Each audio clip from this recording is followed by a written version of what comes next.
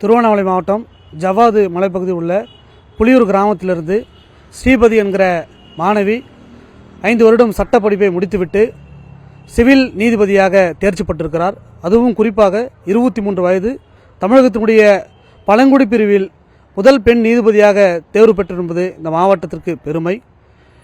நகர்ப்புறத்தில் உள்ள மாணவ மாணவிகளுக்கு பல வசதிகள் இருந்தும் வெற்றி பெறுவதற்கு கடினமான சூழல் உள்ளது.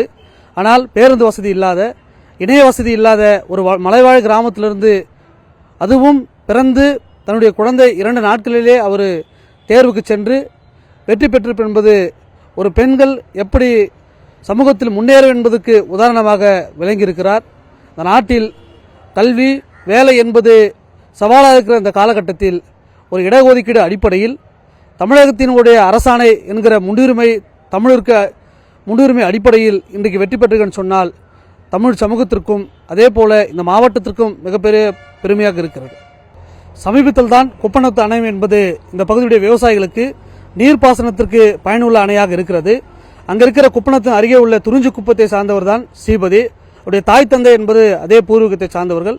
குறிப்பாக இங்கே இருக்கிற விவசாயத்திற்கு பயன்படுகிற வகையில் தன்னுடைய நிலத்தை கொடுத்துவிட்டு அவர் ஏலகிரிக்கு சென்று தஞ்சம் பெயர்ந்திருக்கிறார். இவர்களும் தன்னுடைய மேற்படிப்பை ஏலகிரியில் தான் படித்திருக்கிறார் என்பது குறிப்பிடத்தக்கது. எங்களை போன்ற சட்டம் பயின்று பயிற்சி பெறுகிற வழக்கறிஞர்களுக்கு இது ஒரு பெருமையாகவும், அதே போல அவர் 23 வயதில் சிவில் நீதிபதியாக வெற்றி பெற்ற சொல்வதெல்லாம் ஒரு முன்னுதாரணமாக நாங்கள் எடுத்துக்கொள்கிறோம்.